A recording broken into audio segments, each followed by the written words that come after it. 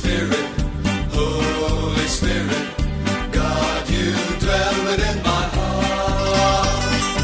Holy Spirit, Holy Spirit, God, you dwell within my heart. Flood me with your living water, set my life on fire, set my life on fire, set my life on fire, set my life on fire with your love.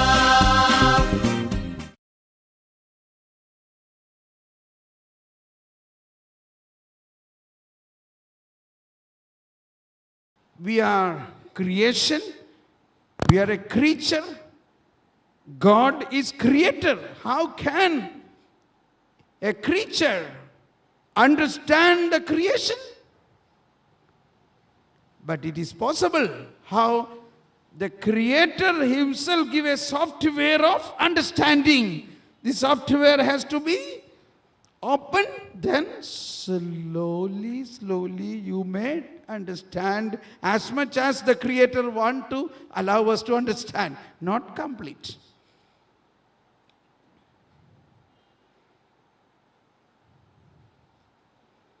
Modern world problem is everybody want to understand. But Mary did not understand all these things. But she had no difficulty to accept these things. So, this is very important. If you want to know the truth about Jesus, you must climb on the knowledge of understanding with a desire of understanding. Yet you will never complete the understanding in this life. Because He is infinite.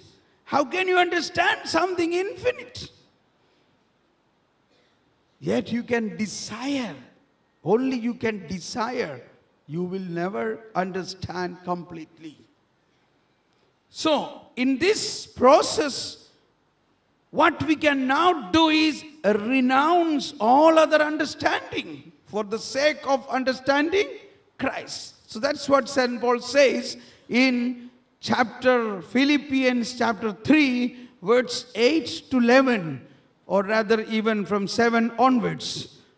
From 7 onwards, St. Paul's letter, Philippians chapter 3, Philippians chapter 3. Yes. But whatever gains I had, these I have come to consider a loss because of Christ. More than that, I even consider everything as a loss because of the supreme good of knowing Christ Jesus. Because of knowing Christ, I considered everything at loss. Everything. Continue, please. For His sake, I have accepted the loss loss of all things. Loss of all things. And I can consider them. Here he used a very difficult language. I consider them so much rubbish. All other things comparing to knowledge of Christ. He says, I consider them rubbish. This is a comparative language to make a superlative expression. So immensely great is the knowledge of Christ. Knowledge of Christ. You know, it is so good when we hear from the Pope's teaching.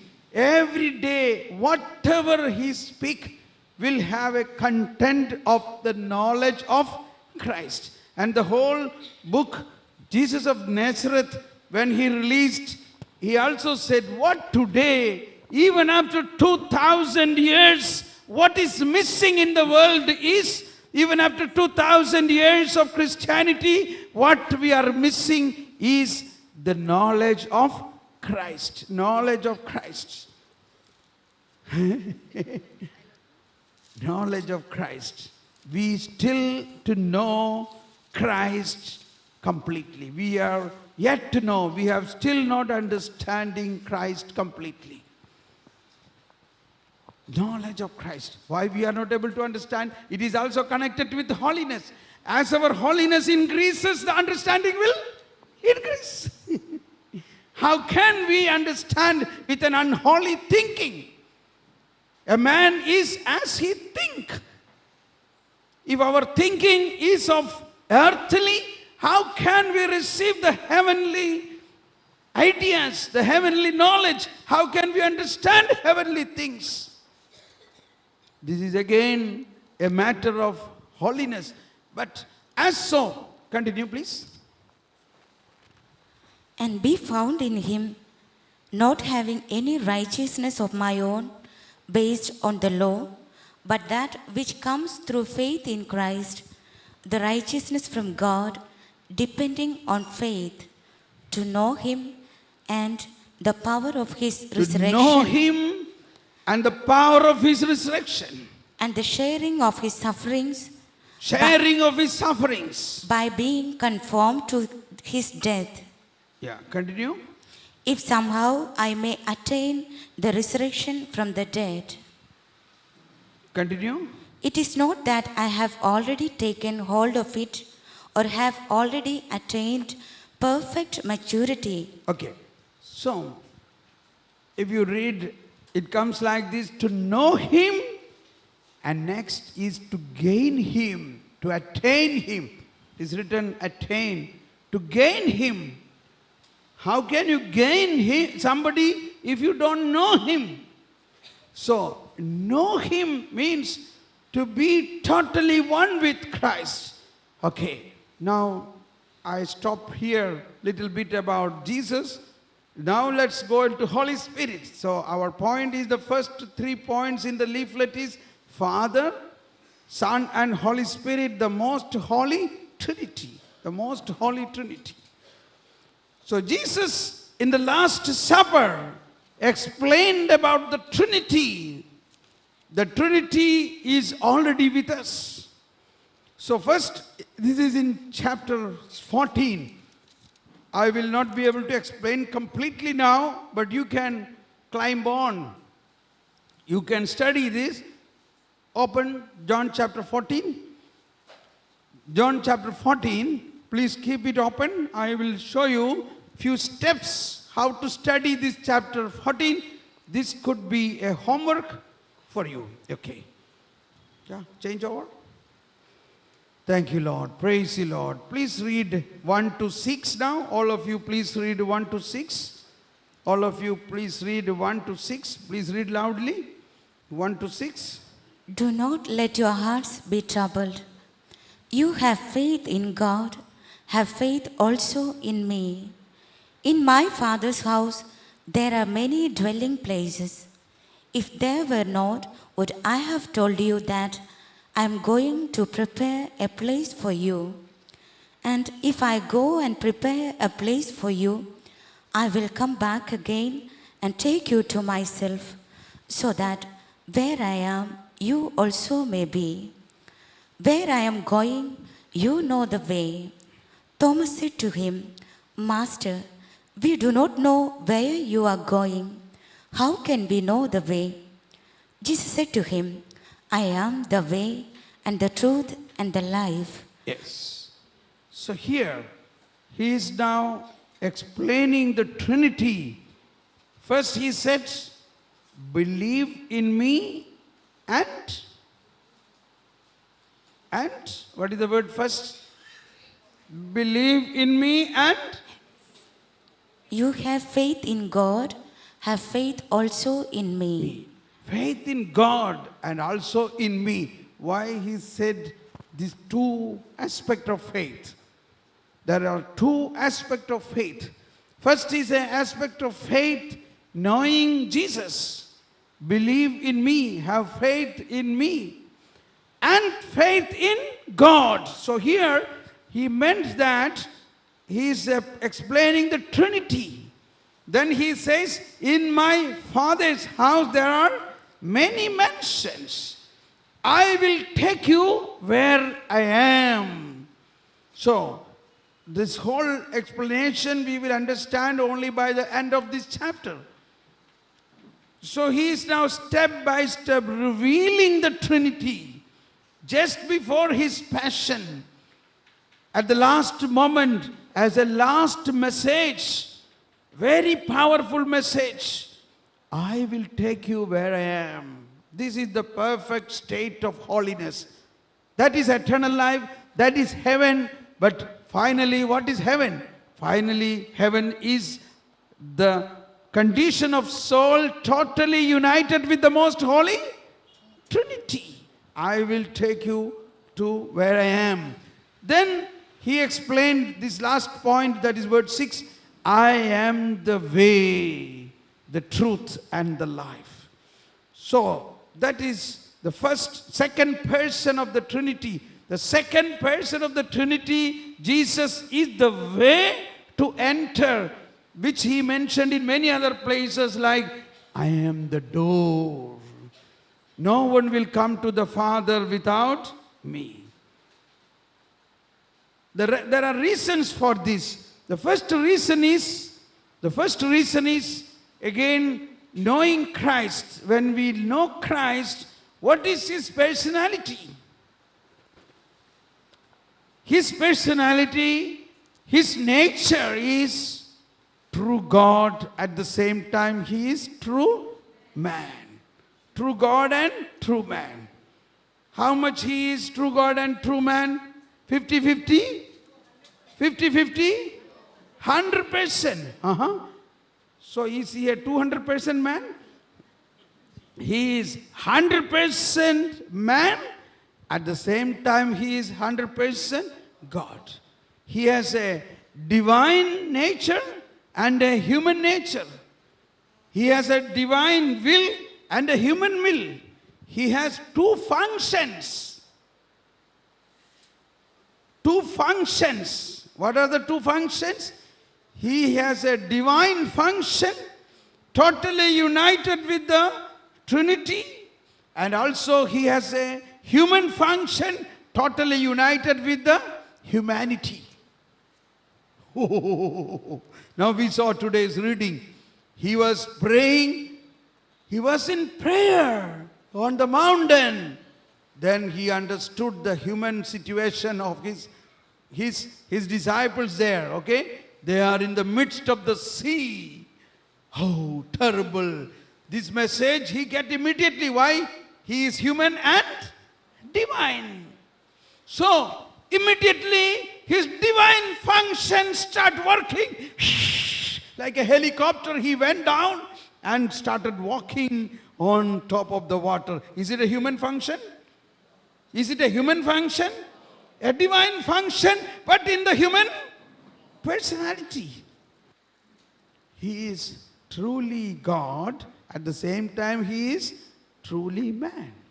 See, knowing Christ. When we know Christ, he is really a human being. But then inside him is a creator God. The whole fullness of God is in him. The fullness of God is in him. That means, now pay attention especially, God or the mankind who has gone away from God because of the sin. Because of the sin, mankind has gone away from God. To redeem that mankind, God has made the salvation plan to make a man who cannot go away from God, who in his personality is totally, inseparably united. They are one. He is true God and true man. This God-man is our subject. So, if you possess this God-man, what will happen to your life? What will happen to our life? We become like God. We become like God. This is not an exaggerated thinking or a pride. It's a reality of divinization.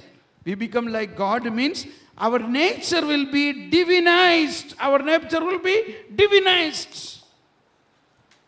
That is holiness. So those who accepted Him means when we accept Him as true God and true man, this true God and true man take possession of our life. And that is why Jesus said, nobody can come to Father unless through me.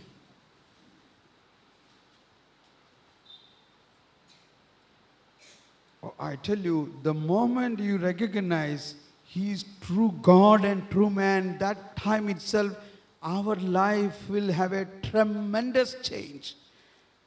Our understanding of Jesus have to totally change, that He is true God and true man. And this true God and true man is already with us.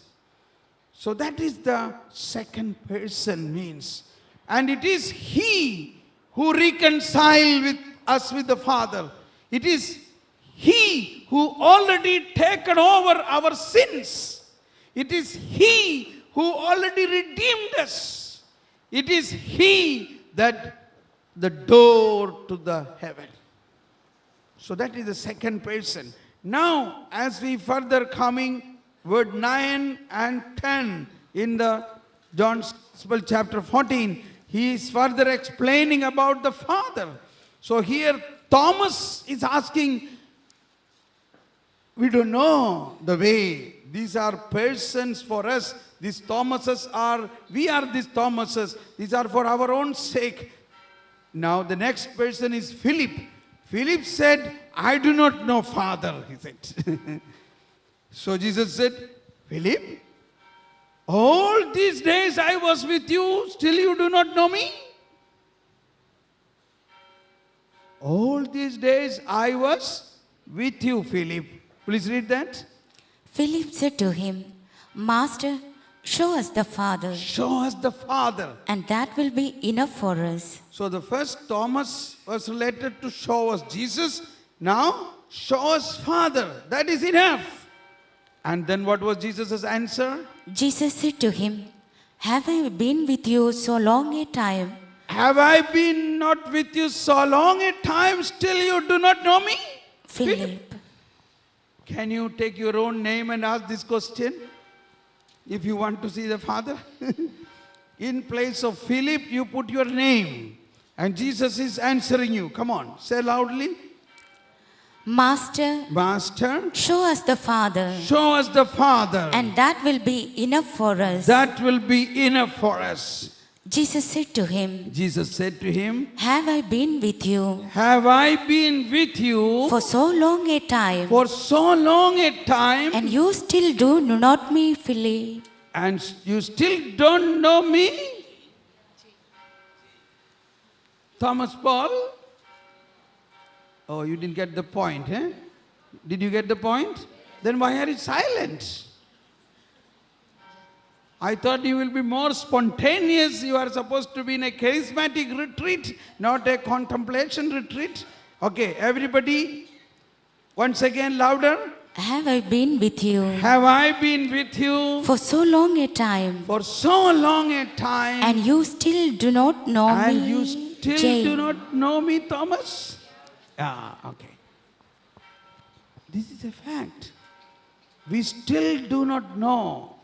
So long we are with Jesus, we have sang many, many times for the Lord, but still we do not know Him. It is real because we have a possibility to know Him more and more always. But what is that we do not know Him? What is the point what Jesus want to say? Jesus want to say, whoever see me, see the Father. That is the point. God is our Father. But the only way to reach to the Father is first experiencing Jesus. This aspect you do not know. The more you experience Jesus, the more you are experiencing Father Himself. And now the first person. Now he comes to the third person. In the same chapter. In the same chapter, now verse 12 says, whoever believes in me shall do all that I do and greater things than I do, because I am going to the Father. And whatever you ask in my name, I will do. my Father will give you. Then in verse 15 says, If you love me, if you love me, you will keep my commandments. you will keep my commandments. And I will ask the And Father, I will ask the Father, and he will give you and he will give you another advocate another advocate, another be with helper to be with you to be with you always. always. The Spirit of The Spirit truth. of truth. So this is the third person. You see the beauty of John's chapter 14. Here, first he explained about himself, then about the Father, then about the Holy Spirit now. Now he is explaining the Holy Spirit. He is the Spirit of truth, whom the world cannot understand, the world cannot give. But I will not leave you orphans. I will come to you. Then in verse 23, he summarizes the whole thing and says that whoever loves me will keep my word, and my Father will love them, and we will come to them and make our dwelling in them. Who are these we? Who are these we? The Father, Son, and the Holy Spirit. Please read that text. 23. Whoever loves me Whoever loves me will keep my word, will keep my word. and my Father will love him, My Father will love him. and we will come to him We will come to him. and make our dwelling with him. Make our dwelling with him. We will come to him.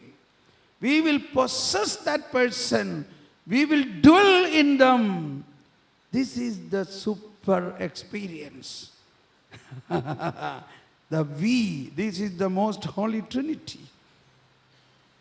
So, Jesus explained all these mysteries in chapter 14, and then he explained the biggest parable and the last parable of wine and branches in 15, then more about Holy Spirit in 16, then in 17 his priestly prayer, and 18 his sacrificial offering begins. So, knowing God, the Trinity. Now you understand the three points of this prayer leaflet.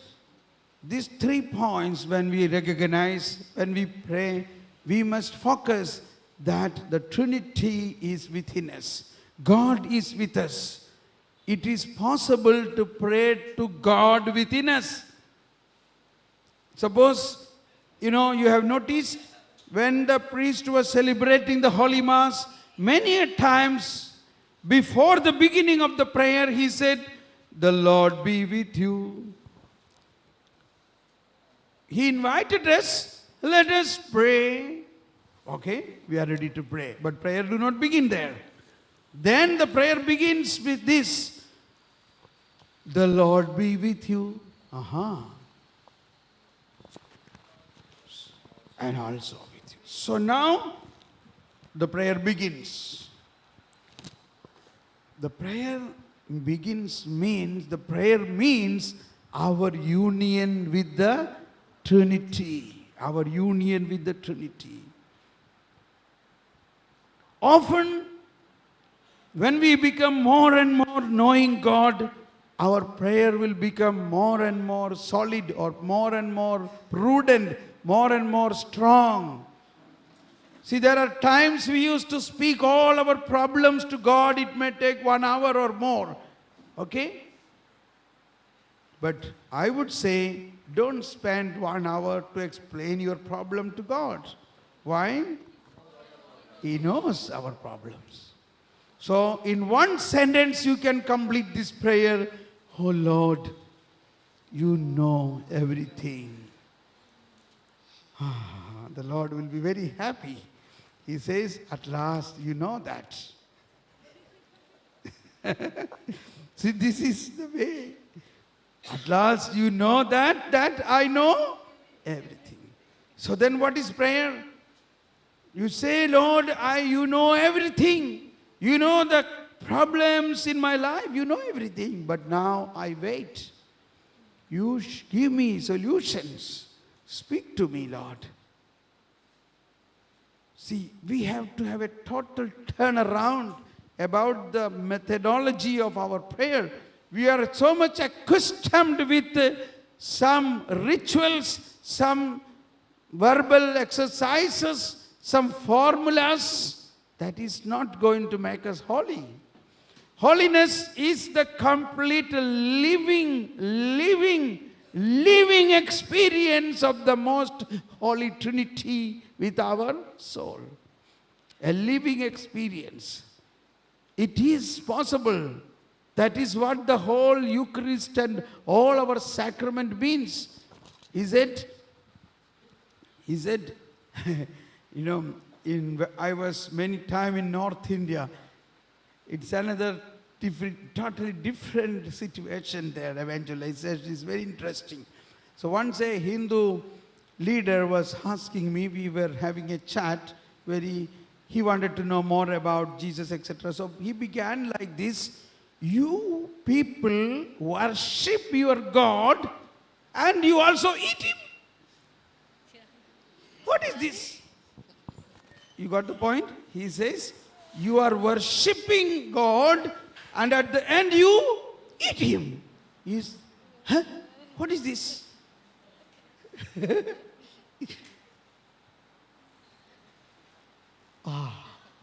Now to explain, we have enough to explain on this. I said, yes, that is our God.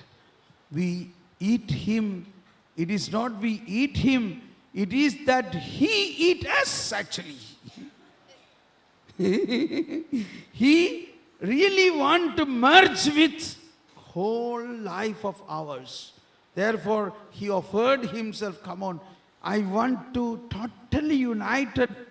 Therefore, you eat my body and drink my blood, so that I want to be completely united with you.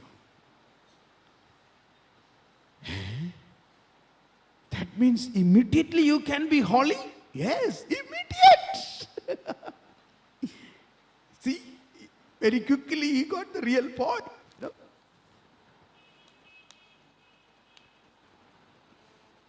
Immediate. But then it is not happening so immediately because we do not know what we eat. We do not know what he drink. Saint Augustine has written somewhere, a Christian become what he eats. A Christian become what he eats. Everybody repeat this. A Christian become what he eats. Imagine